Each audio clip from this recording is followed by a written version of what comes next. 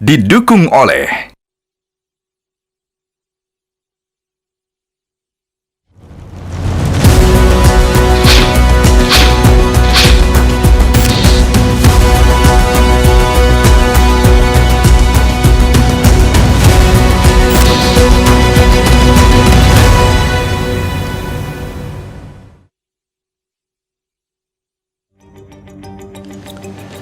Selamat malam pemirsa, pekan ini mata dunia tertuju ke Jenewa, Swiss. Jika tidak ada perubahan, maka hari Jumat 19 Juni akan dilakukan penandatanganan kesepakatan untuk mengakhiri perang antara Amerika Serikat dengan Iran. Harapan dunia kini tengah melambung. Benarkah badai global telah berlalu? Seperti apa dampak berakhirnya perang Iran dan Amerika Serikat terhadap ekonomi global dan Indonesia? Pemirsa, bersama saya Leonard Samosir, inilah Top Ekonomi.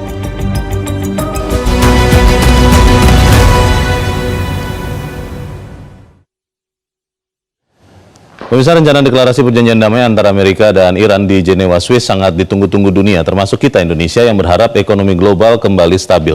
Kabar yang melegakan dunia itu datang dari Perdana Menteri Pakistan, Shehbaz Sharif, 15 Juni awal pekan ini. Shehbaz Sharif mengumumkan Amerika Serikat dan Iran sudah mencapai kesepakatan damai setelah melewati perundingan intensif. Kesepakatan itu disebut mencakup penghentian seluruh operasi militer secara segera dan permanen dan pembukaan kembali Selat Hormuz. Shehbaz Sharif menegaskan Presiden Amerika Donald Trump dan pemimpin Iran Mojtaba Hosseini Khamenei akan menandatangani perjanjian perdamaian itu di Jenewa, Swiss, Jumat 19 Juni pekan ini. Atas kabar berakhirnya perang ini, Direktur Pelaksana IMF Kristalina Georgieva dalam publikasi di situs IMF menyatakan IMF menyambut baik detik-detik berakhirnya perang. Karena menurut Kristalina, perang telah mempengaruhi harga komoditas, pasar keuangan, dan mendorong inflasi, namun belum sampai pada tingkat yang mengisyaratkan perlambatan ekonomi global. Optimisme bahwa perang tidak membuat ekonomi dunia melambat disebut oleh Direktur Pelaksana IMF Kristalina sebagai hal yang menggembirakan. Namun dunia tidak boleh lengah.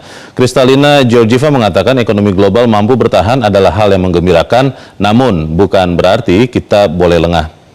Dunia tidak boleh lengah karena menurut Kristalina Georgieva, perang Amerika-Iran telah membawa dampak nyata beberapa bulan terakhir, meski sekali lagi tidak sampai memperlambat perekonomian dunia. Kristalina mengatakan IMF tetap dalam kondisi waspada tinggi, meski sudah tercapai kesepakatan damai antara Amerika dan Iran. Salah satu poin penting pasca berakhirnya perang menurut Kristalina adalah proses pemulihan pasokan energi yang sempat terhenti karena penutupan Selat Hormuz beberapa bulan terakhir. Direktur Pelaksana IMF itu mengatakan pasokan energi dari Selat Hormuz akan butuh waktu untuk pulih. Di Indonesia, strategi untuk menghadapi dampak perang Iran difokuskan untuk menjaga daya beli, memperkuat nilai tukar rupiah, dan memperkuat kepercayaan investor dunia terhadap prospek ekonomi Indonesia. Indonesia melakukan berbagai diplomasi ekonomi, yaitu menemui investor dunia di pusat-pusat keuangan global di Amerika dan Eropa juga Asia. Kemudian Indonesia juga tidak menaikkan harga bahan bakar minyak bersubsidi, meski harga minyak mentah dunia melambung karena perang. Agar ekonomi tetap bergerak, Indonesia juga memberikan berbagai potongan pajak dalam bentuk berbagai insentif. Dan untuk menjaga nilai tukar, Indonesia menerapkan ekspor satu pintu dan kewajiban menyimpan devisa hasil ekspor itu di dalam negeri. Atas kabar berakhirnya perang dan atas berbagai strategi Indonesia menghadapi dampak perang, maka pada awal pekan ini kemarin, nilai tukar rupiah dan indeks harga saham gabungan Bursa Efek Indonesia terus bergerak menguat. Kalau Senin 8 Juni pekan lalu rupiah sempat ada di level 18.200 per dolar Amerika, maka hari Senin kemarin rupiah sudah ada di 17.695 per dolar Amerika. Begitu juga dengan indeks harga saham gabungan Bursa Efek Indonesia pada hari Senin kemarin, hari ini tutup karena libur, IHSG ada di level 5.352 dan Senin IHSG itu telah melompat hampir 1.000 poin menjadi 6.254.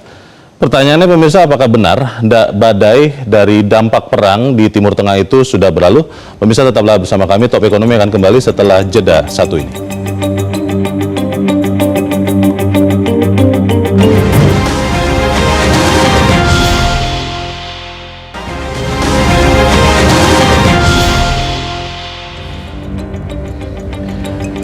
Pemirsa, malam ini telah hadir 4 orang narasumber di Studio 1 Metro TV. Yang pertama yang duduk paling dekat dengan saya, mantan Menteri Keuangan Republik Indonesia Fuad Bawazir. Pak Fuad, selamat malam. Selamat malam. Sehat ya Pak? Alhamdulillah. Terima kasih sudah hadir.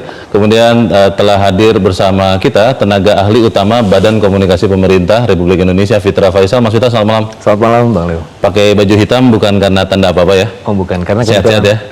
di lemari ketemunya. Di lemari ada yang baju hitam. Baik, terima kasih sudah hadir. Kemudian juga telah hadir bersama kita Ketua Bidang Ketenagakerjaan APindo, Asosiasi Pengusaha Indonesia, Bob Asam. Pak Bob, selamat malam. Selamat malam. Terima kasih sudah hadir Pak, dari sekian negara ya, sebelum dari sini ya. Terima kasih sudah hadir. Dan kemudian ada bersama kita juga last but not least, Direktur Eksekutif CSA Institute, David Sutantio. Mas David, selamat malam. Selamat malam. Terima kasih sudah hadir. Senyumnya sumringah karena tadi IHSG sudah naik 1000-an poin begitu ya? Betul, sudah rebound. Tapi masih losing kali? Enggak sih, sudah hijau. Oh enggak juga, oke. Baik, saya ingin bertanya dulu ke Pak Fuad. Pak Fuad, kalau kita lihat perjanjian damai akan ditandatangani Jumat ini Pak, antara Amerika dan Iran. Pertanyaannya, apakah secepat itu juga pemulihan harga minyak mentah dunia? Atau kira-kira menurut pengalaman Bapak dulu seperti apa Pak? Saya rasa dua-duanya ini memang udah sampai perang. Amerika dan Iran? Iya, dan dua-duanya sudah harus segera menghentikan perang. Dan itu kalau Amerika terutama dari kacamata ekonomi. Biasanya kalau perang, kalau udah kacamata ekonomi udah bahaya, berhenti kan. Kita udah tahu lah semua Amerika itu mesti berhenti itu dari itu. Jadi apalagi perang itu kan sebenarnya bukan untuk kepentingan murni Amerika gitu. Jadi mesti berhenti. Nah kalau harga minyak itu memang selama ini riwayatnya begitu. Kalau ada optimisme turun naik harga minyak itu cepat aja gitu kan. Jadi memang ya ini sudah sesuatu yang wajar saja gitu. Drop. Kan sekarang sudah turun Pak. Kalau dilihat di Bloomberg Pak, malam ini sudah di bawah $80 lagi tuh Pak harga WTI. Iya udah pada turun. Texas Intermediate itu sudah 77-an. Kalau ini kan Brent sudah 80-an kan gitu. Emang itu kan cepat, kalau ada apa-apa itu cepat gitu. Harga-harga minyak itu reaksinya itu cepat. Tapi kan yang kita harapkan itu, dan itu sebenarnya di luar negeri itu memang kalau di luar negeri itu biasanya seketika itu sudah pada naik dari dulu gitu loh. Makanya di Amerika itu kan udah berat bener, dari rata-rata perjalanan mungkin 3 ya tadinya ya. Sekarang udah bangsa 4,5 kayak gitu kan. Jadi kan naiknya udah luar biasa bener gitu kan. Udah pastilah tekanan luar biasa itu kepada presidennya itu, udah stres tuh presidennya gitu. Nah kalau Iran itu untung kan terus terang aja dari kacamata Iran ini, untung dia punya Selat Hormuz, gitu loh. Kalau nggak punya Selat Hormuz dia nggak ada senjatanya itu, yang ampuh, daya tawarnya ya, nggak ada daya tawar yang ampuh kayak begini kan. Selat Hormuz, dan itu semua dunia kan, cadangan minyak Amerikanya kurang, dunianya International Energy Agency itu, ya kan udah turunnya harga minyak mentah ini Pak Fuad, kalau Anda lihat memang karena euforia saat ini saja, atau ini akan terus berkelanjutan kalau memang Selat Hormuz bisa segera dibuka Pak? Kan Selat Hormuz itu katanya nggak bisa segera dibuka karena mungkin masih banyak ranjau di situ Pak. Ranjau. Tapi saya rasa dia akan turun ini kalau memang itu perjanjiannya ini adalah memang sudah benar perjanjiannya, tidak ada lagi yang bisa neko-neko ngajak perang lagi atau apa. Walaupun itu ada pembersihan ranjau, itu akan berhenti karena itu sudah menjadi kepentingan seluruh dunia itu. Baik, saya ingin ke Pak Bob sebelum ke Mas Fitra. Pak Bob, pengusaha kan biasanya katanya paling cepat Pak intuisinya melihat. Kalau Anda melihat perjanjian damai ini akan segera berapa cepat berdampak ke pembaikan ekonomi Indonesia Pak? Yang pertama saya setuju ya, disampaikan oleh Pak Fuad ya tadi. Ini udah lelah nih dua belah pihak. Nah kebetulan saya baru dari Jenewa ya, mengikuti International Labour Conference. Nah, saya memilih pesawat yang transit di Timur Tengah. Walaupun banyak yang bilang, oh ini berisiko nih, tapi kok saya confidence bahwa perang itu sudah berakhir. Dan memang aman? Aman dan penuh. Ya. Dan tiketnya juga very kompetitif ya, daripada long flight dari Singapura atau dari Thailand ya.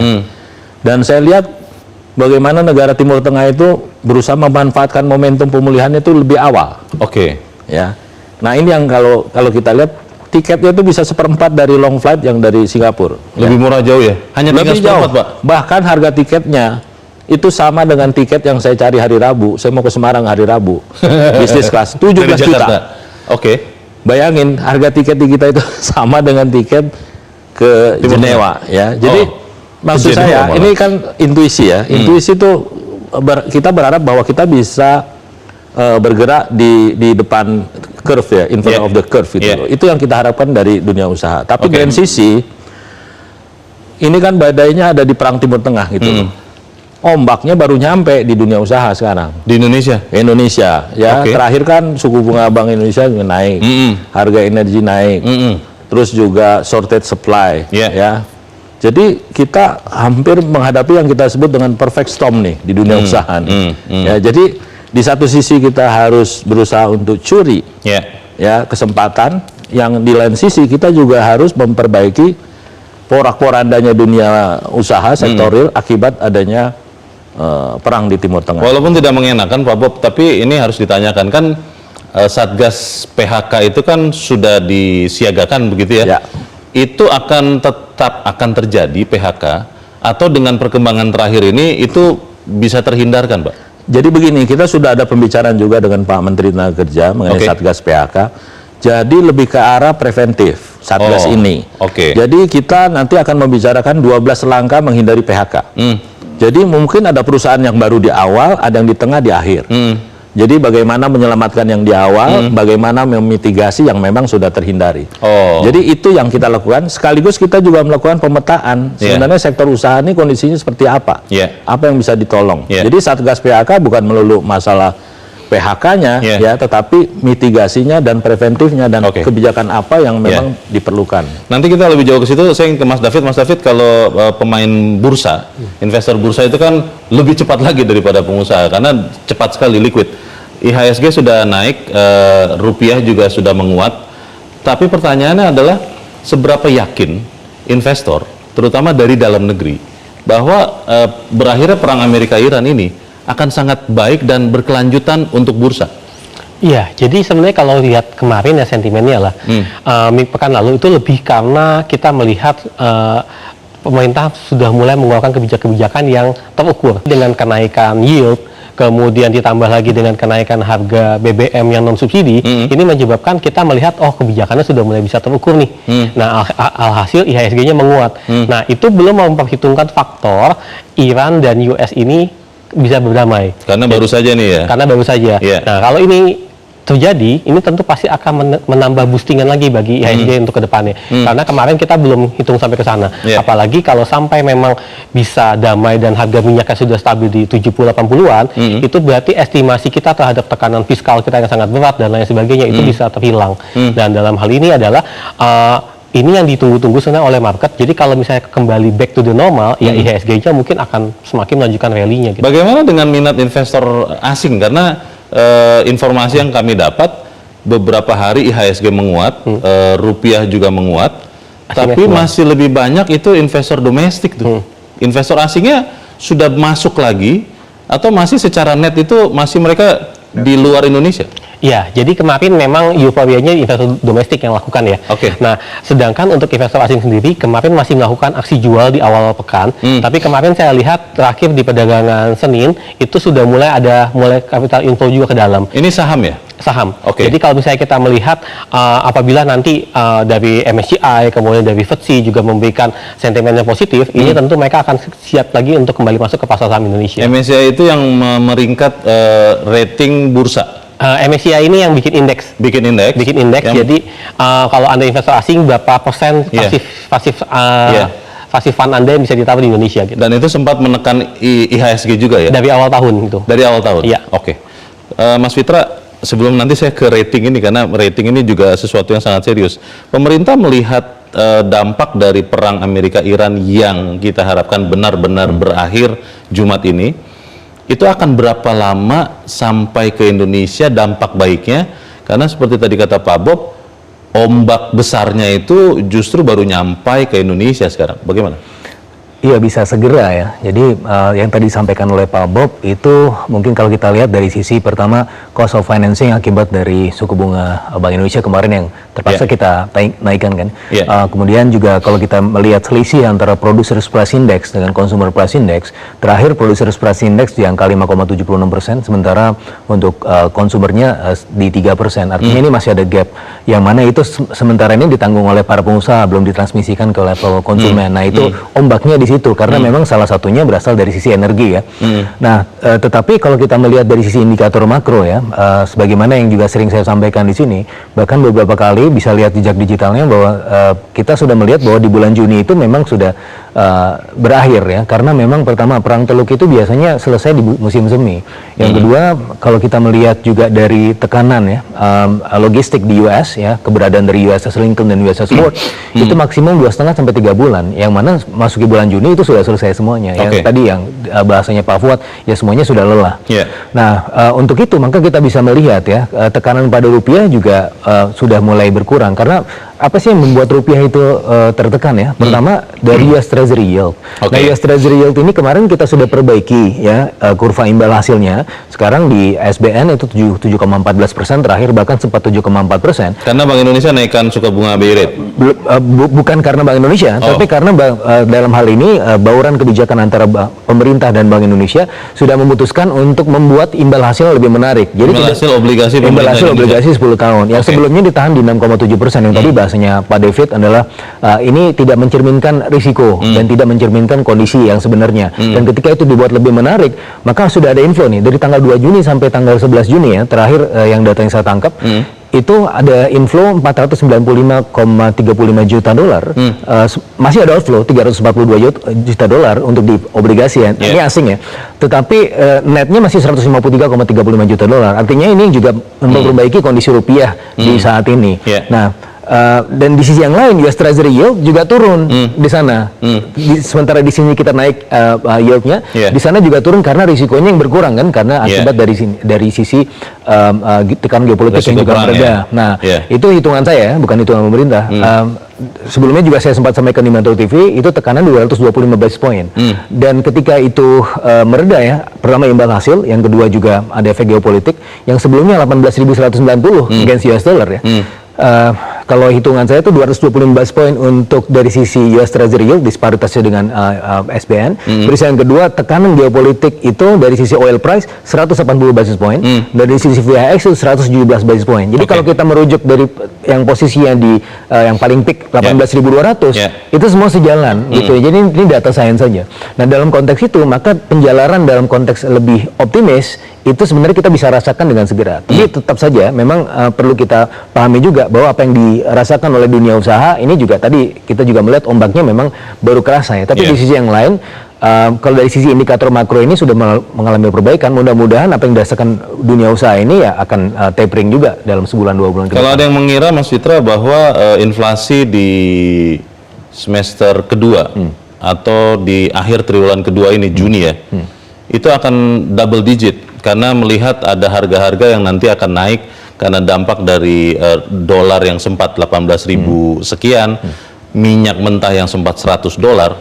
Anda melihat peluang untuk inflasi itu di triwulan 2 akhir atau akhir dari first half ini akan bisa seperti itu atau akan tetap relatif kecil inflasinya? Sangat kecil probabilitasnya, karena kalau kita belajar dari tahun 2022 di mana pada saat itu Rusia dan Ukraina dan terpaksa kita menaikkan BBM ya di bulan September 30%, inflasi pada saat itu cuma 5,5%, 5,6%, even nggak sampai 6%. Ya, apa yang kita lakukan, yang juga akan kita lakukan sekarang, kita lakukan di zaman itu, di periode itu 2022 adalah kita melakukan intervensi di komoditas yang volatile. Salah satunya cabai. Kita menanam cabai dari bulan Agustus, Bung Leo ya. Ingat waktu itu himbauan Pak Jokowi untuk menanam cabai. Kesannya ini ngapain kita nanam cabai ya? Padahal cabai itu komponen volatile food yang paling signifikan.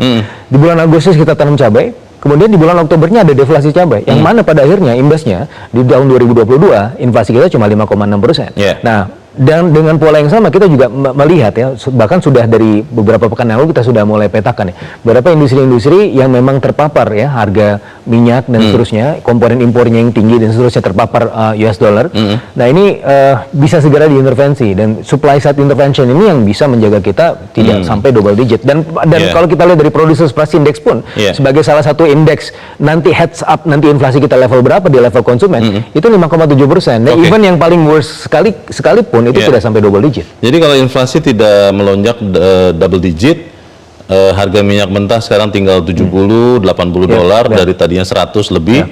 Artinya Pertamax pun akan bisa kembali turun lagi? Oh, sangat bisa, karena Pertamax itu kan marked by market price. Oke. Dan tidak subsidi. Kenapa kemarin naik? Meskipun di awalnya kan sempat ditahan kan, tidak naik juga. Sempat ditahan ya karena memang waktu itu ya kita melihat ini baru selesai Lebaran ya, terus konsumen juga masih merayakan festivities. Masa langsung dinaikin gitu kan, dan kelas menengah juga kan belum benar-betul pulih gitu. Dan masih sanggup waktu itu mengcover selisih harganya. Nah, ini kan Pertamina ya, kita belum bicara APBN. Kalau APBN kan Pertalite dan Solar tetap disubsidi ya, tidak ada kenaikan harga. Tapi untuk Pertamax ini kan kita bicara mengenai going concern Pertamina. Nah, dalam konteks ini ya Pertamina mark to market prices, dan oleh karenanya ketika harga minyak turun ya harusnya ya bisa turun juga. Pertanyaannya kan ada orang yang mengatakan dampak perang ini, terutama pembersihan Selat Hormuz, Pak Fuad, adalah sesuatu yang butuh waktu. Tadi ranjau laut itu mungkin bertebaran, Pak, dan ada yang mengatakan 3-6 bulan baru kemudian lalu lintas Selat Hormuz akan kembali normal sebelum perang. Pertanyaannya, sanggupkah Indonesia mempertahankan ekonominya tidak kena badai yang tadi Pak Bob katakan sebelum kemudian pembaikan itu terjadi? Kita jeda dahulu, pemirsa tetap bersama kami. Top Ekonomi segera kembali.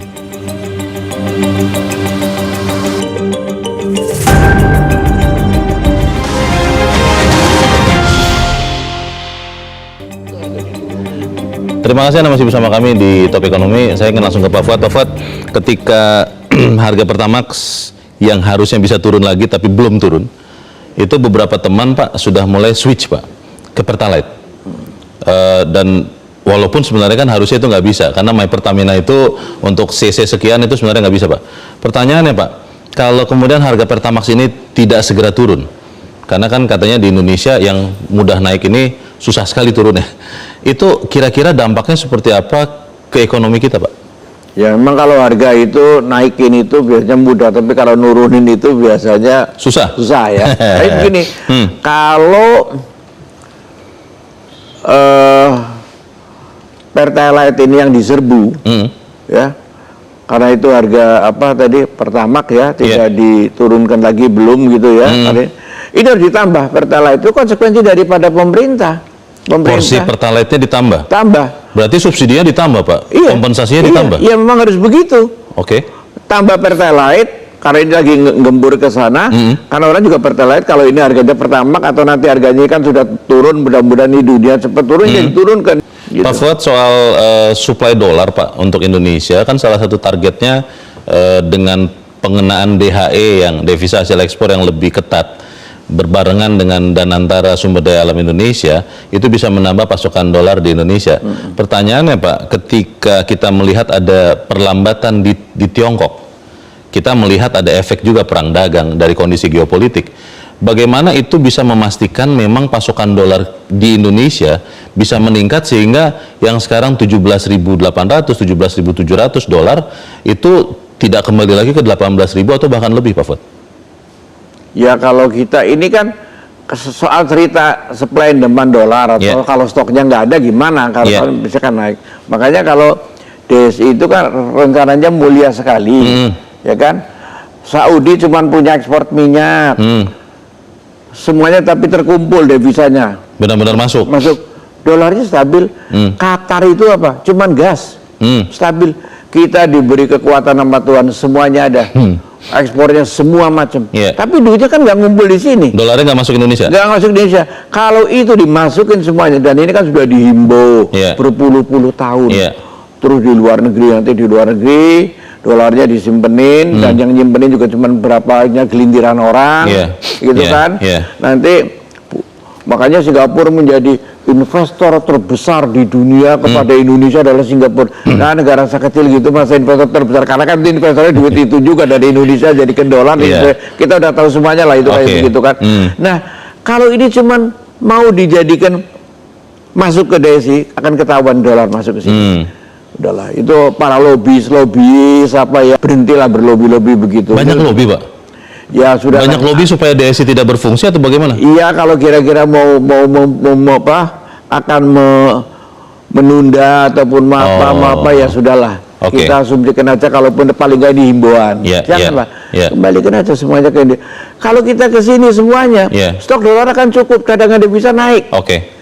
ya kan, kayak Saudi, Qatar dan sebagainya itu, ya sudah sekian dolar akan stabil bener. Nah ini demi kepentingan rakyat banyak semuanya supaya insaf lah gitu. Itu harapan kita bersama. Tapi Mas David, kalau bicara dolar rupiah, kan banyak orang mengatakan penguatan rupiah yang terjadi karena Bank Indonesia naikkan 0,5%, 0,25%, bahkan banyak yang meyakini di akhir pekan ini akan naikkan lagi 0,5%. Jadi total 125 basis poin. Itu memang akan sustain penguatan rupiah yang berdampak kepada saham-saham juga di Bursa Efek Indonesia, atau pemain pasar melihatnya seperti apa? Ya, jadi kami di market ini kita bicara kalau rupiah ini terkait dengan sentimen ya. Jadi sentimennya itu adalah kemarin itu yield yang ada di Indonesia itu tidak imbang dengan faktor risiko yang ada di Indonesia. Obligasi ya? Obligasi. Lalu kemudian selain itu juga mereka melihat juga kebijakan government ini kan ada ancaman untuk rating dan lain sebagainya. Nah itu tidak imbang, dan kemudian kebijakan yang mana nih? Kebijakan fiskal, moneter, atau gabungan? Ya, mereka melihat begitu harga minyak naik, tekanan terhadap fiskal pasti akan tinggi. Nah kemudian pemerintah juga memutuskan, sebenarnya ini bagus ya, memutuskan untuk tidak menaikkan harga BBM. Itu kan nambah tekanan juga ke fiskal. Nah ini yang menyebabkan mereka berpikir, oh Indonesia pasti akan bisa melewati defisit 3%-nya.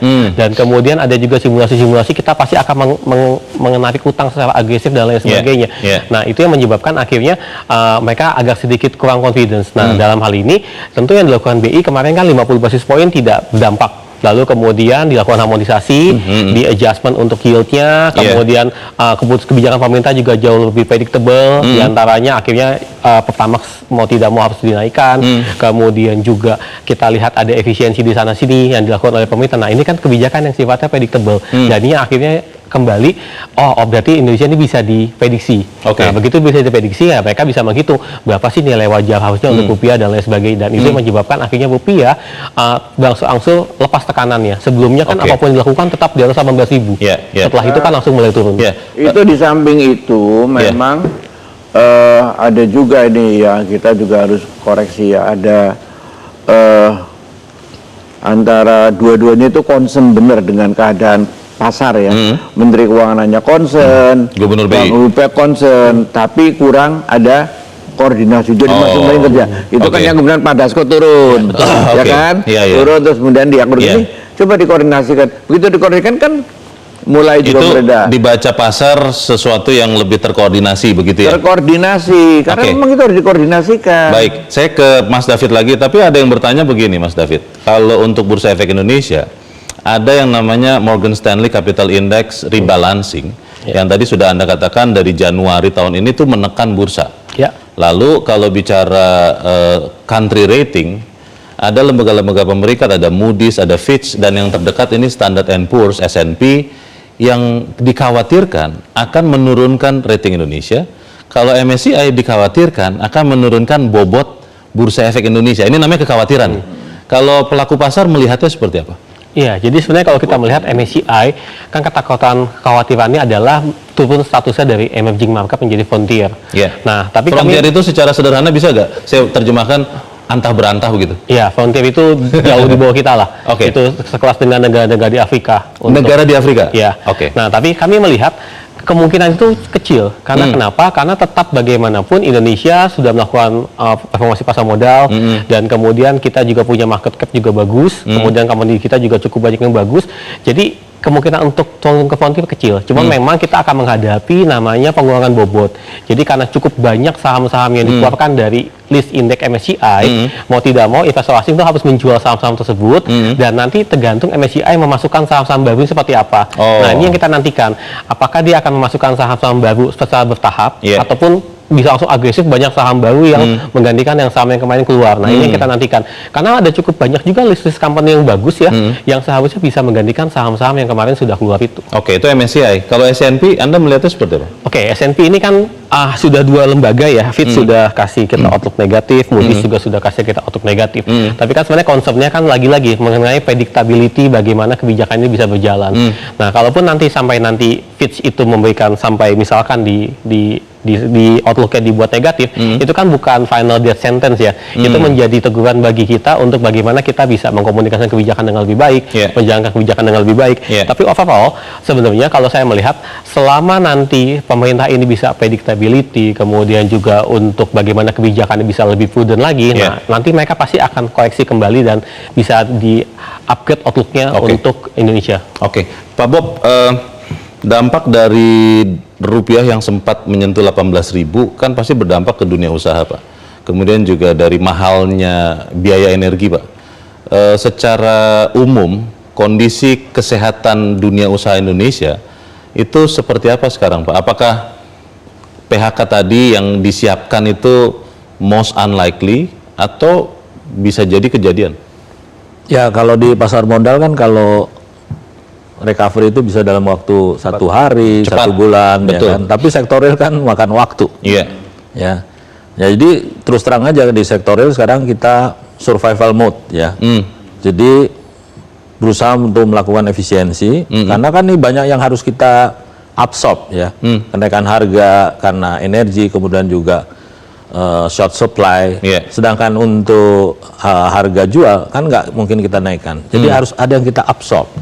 Jadi kita melakukan efisiensi dan peningkatan produktivitas, dan mungkin ini akan makan waktu bukan bulan, bertahun-tahun ini. Ya, kita harus melakukan efisiensi dalam rangka untuk catch up. Meskipun misalnya kalau harga BBM-nya turun, Pak Bob, kan harga minyak mentahnya sudah turun nih. Kalau nanti BBM-nya misalnya ya turun begitu, itu tidak langsung berdampak. Tetap aja kita butuh waktu untuk repositioning lagi posisi kita. Karena masalahnya begini. Ini salah satu indikator aja ya, perusahaan-perusahaan multinational company yang beroperasi di Indonesia, ya. Ini melakukan konsolidasi regional dan global. Yang tadinya mungkin beroperasi di 5 negara, sekarang mereka ciutkan hanya beroperasi di 2 negara atau 3 negara. Ya. Nah, apakah mereka akan tetap stay di Indonesia atau meninggalkan di Indonesia? Mereka sudah putuskan. Untuk baliknya lagi kan butuh waktu yang tidak sebentar, karena proses dan kepercayaan mungkin ya, Pak ya. Nah, jadi lihat lagi perkembangan ekonominya seperti apa, kebijakannya seperti apa, ya. Jadi itu yang menjadi pertimbangan, dan kalau toh mereka ekspor juga butuh waktu yang cukup lama gitu. Jadi memang sektor real ini membutuhkan waktu dan juga support ya dari pemerintah terutama. Ya. Kalau exposure terhadap dolar, Pak, kalau kita ingat kan di Krismon itu banyak perusahaan Indonesia yang kolaps karena tidak melindungi nilai pinjaman dolarnya, tidak di hedging, sehingga kemudian benar-benar terkapar ketika dolar dari 2.000-an jadi 16.000-an. Kondisi sekarang itu seperti apa? Kalau sekarang saya lihat jauh berbeda lah. Mereka akan, maksudnya sudah aman? Sudah lebih berhati-hati, ya. Tinggal sekarang bagaimana pemulihan pasar domestik, kemudian juga pasar ekspor, ya. Dan jangan lupa nih, perang Iran Amerika ini juga mengganggu logistik, global logistik, ya, seperti kontainer. Jadi even perangnya di Timur Tengah, tapi ekspor kita ke Filipina susah nih karena kontainernya nggak ada. Kontainer tertahan begitu? Tertahan, ya. Jadi sebenarnya ini secara global ini kita nih balance gitu, ya. Logistik, kemudian juga modal dan lain sebagainya. Jadi ada riak sedikit aja itu gangguannya luar biasa. Biaya-biaya logistik juga akan naik gitu loh. Nah, ini yang kita hadapi di dunia usaha. Ancaman krisis, Pak, ada yang masih menyuarakan bahwa Indonesia mungkin bisa menghadapi krisis. Kalau pengusaha melihatnya seperti apa, Pak? Dalam tahun ini deh, katakan sampai akhir tahun. Ya, ada kemungkinan itu tidak? Ya, pengusaha harus optimis lah. Harus optimis. Jadi kita berharap dengan adanya perdamaian Amerika Iran ini, ya, ini ceasefire nih kalau nggak salah ya, 60 hari. Kita berharap ini akan berlanjut. Kita juga berharap semester 2 ini bisa menjadi prime mover ya untuk ekonomi kita ke depan ya. Nah, ini kita berharap ini kita sebenarnya sebelumnya ini berkecil hati nih semester 2 nih apa yang menjadi penggerak drivers ekonomi ini apa gitu loh. Dengan adanya ceasefire perang US dan Iran ini kita berharap nanti akan jadi prime mover ekonomi kita ke depan, dan saya sih berharap pemerintah nanti banyak mengeluarkan kebijakan-kebijakan yang pro terhadap bisnis recovery, insentif, insentif ya, kemudian juga bagaimana stabilisasi kebijakan, ya, kebijakan yang bisa dipredik.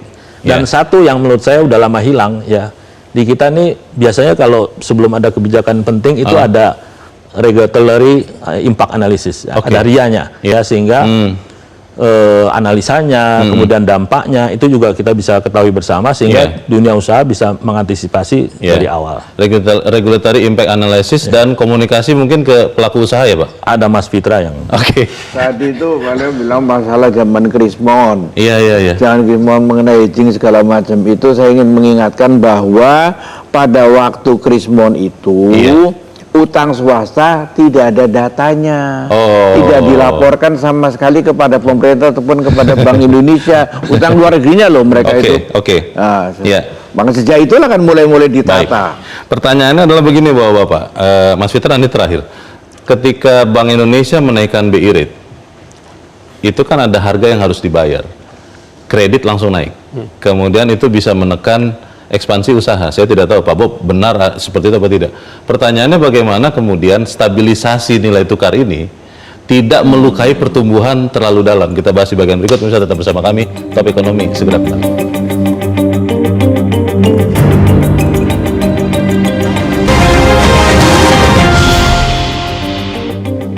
Terima kasih Anda masih bersama kami di Top Ekonomi dan kita ada di bagian akhir diskusi kita malam ini. Mas Fitra, kalau mendengar dari pandangan tiga narasumber yang lain, pemerintah memang sudah mengantisipasi persis atau masih juga meraba-raba mengikuti perkembangan yang ada?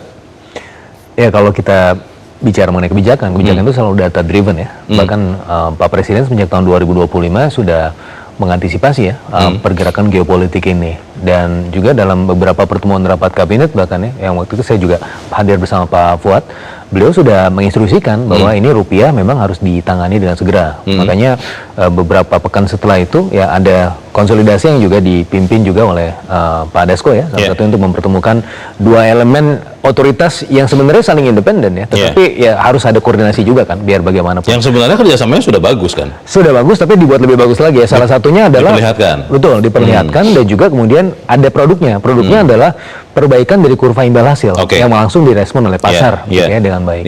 Nah, oleh karenanya ke depan kita juga melihat ya, dan tadi masukan Pak Bob bagus sekali bahwa kita juga harus melakukan ya, antisipasi dari awal dalam hal ini. Kalau dalam proses pembuatan kebijakan ada yang disebut sebagai regulatory impact assessment itu yang biasa sekali dilakukan. Nah, ini mungkin bisa dilakukan lagi ya dengan lumayan intensif ya, karena ada beberapa kebijakan yang memang sifatnya memang perlu segera, tetapi ada beberapa kebijakan lain yang memang harus komplit foresight-nya harus. Sekarang kan Bank Indonesia, Mas Fitra, sudah beralih nih dari pro growth untuk saat ini jadi pro stability dengan menaikkan BI rate begitu rupa. Itu kan ada harga yang harus dibayar, kenaikan suku bunga kredit pasti akan meningkat.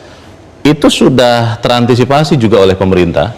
Pemerintah tidak apa-apa menahan dulu pertumbuhan, mungkin tidak setinggi yang dicanangkan Menteri Keuangan misalnya, mungkin bisa 5% saja gitu, atau tidak sampai 6%, atau sudah punya formula untuk oke lah, saat ini rupiah sudah stabil, pertumbuhan tetap masih bisa dikejar, atau memilih untuk menjaga rupiahnya saja dulu? Begini, rupiah itu kan juga merupakan komponen pertumbuhan.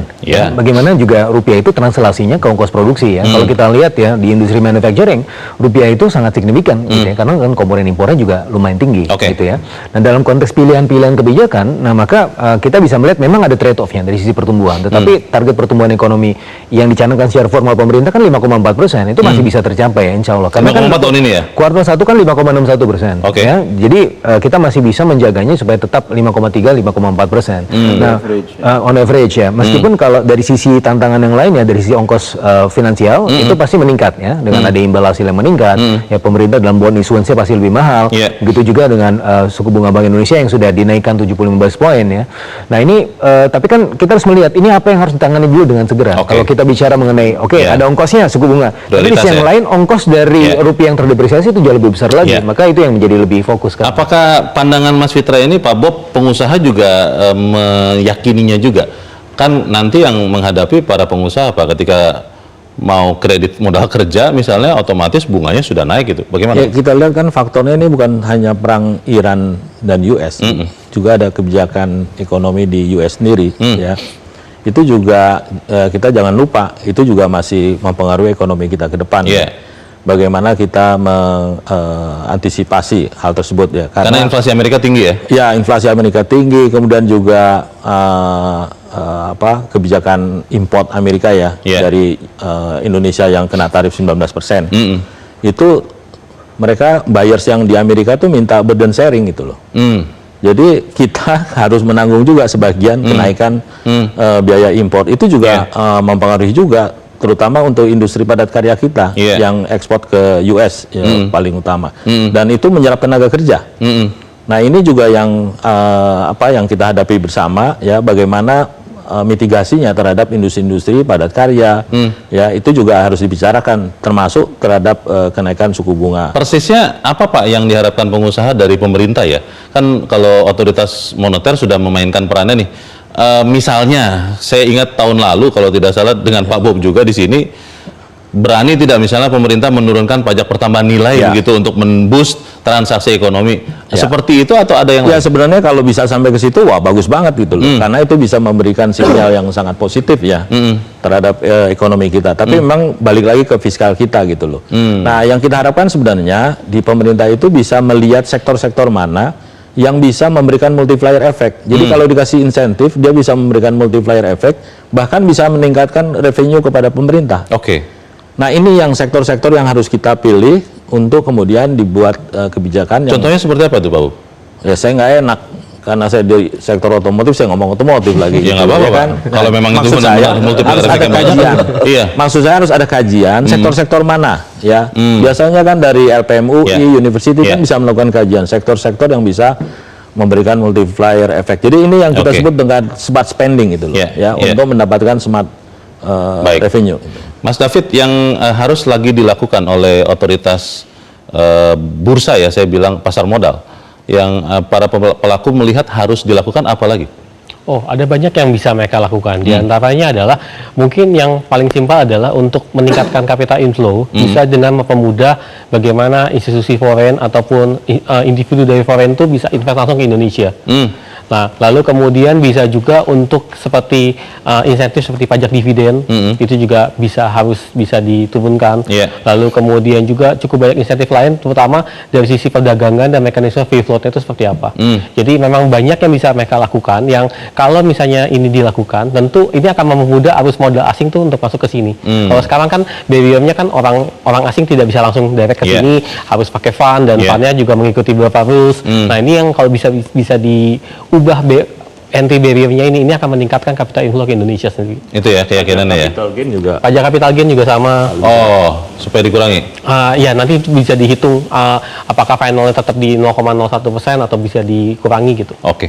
Terima kasih Mas David. Pak Fuad, terakhir Pak. Saya ingat S&P itu menulisnya begini Pak, ketika menurunkan outlook.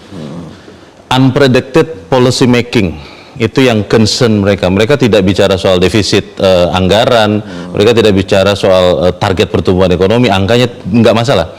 Anda melihat yang terjadi dari saat itu sampai sekarang sudah menjadi semakin predicted dalam pengambilan kebijakan khususnya fiskal, pemerintah dan juga moneter, atau ada yang masih harus diperbaiki Pak, menurut Anda? Saya melihatnya bahwa meningkatkan koordinasi fiskal dan moneter. Artinya ya juru bicaranya lah katakanlah itu kan ada Gubernur BI dan Menteri Keuangan itu ditingkatkan terus. Saya rasa ini akan menambah juga kepercayaan kepada pasar. Dan ini mungkin akan meningkatkan juga kan penerimaan daripada masyarakat kepada kebijakan-kebijakan pemerintah itu. Itu yang saya harapkan. Saya rasa itu akan cukup efektif lah. Ya. Di samping itu juga tentunya sektor realnya itu harus dibenahi, itu yang dibilang oleh Pak Bob itu tadi ya, supaya dibenahi sektor realnya. Nah, faktor yang lain yang harus diperhatikan adalah jangan sampai ada, karena prospek ini kan dilihat dari kalau ada kekhawatiran, kalau ada apa-apa, makanya harus diperhatikan mengenai ketersediaan bensin, jangan sampai pada antribab. kayak di Amerika harganya tuh udah naik semuanya tuh, naiknya luar biasa. Kalau di kita, wah udah nggak karu-karuan tuh, rakyat nggak sanggup. Di Amerika di mana-mana kan naik, tapi barangnya ada.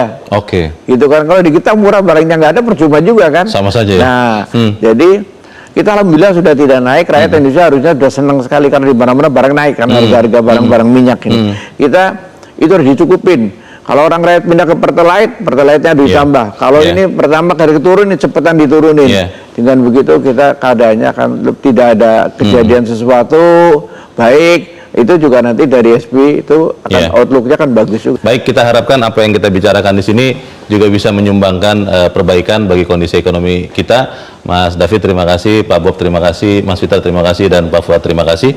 Dan pemirsa, demikianlah akhir dari Top Ekonomi untuk malam ini.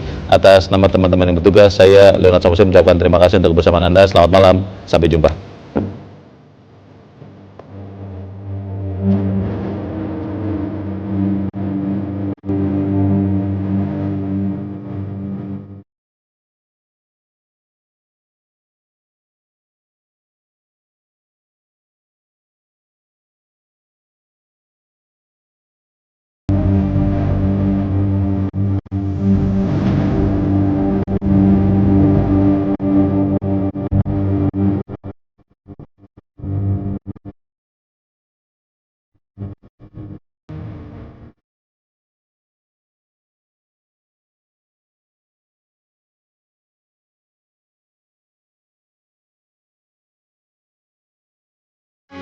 Metro TV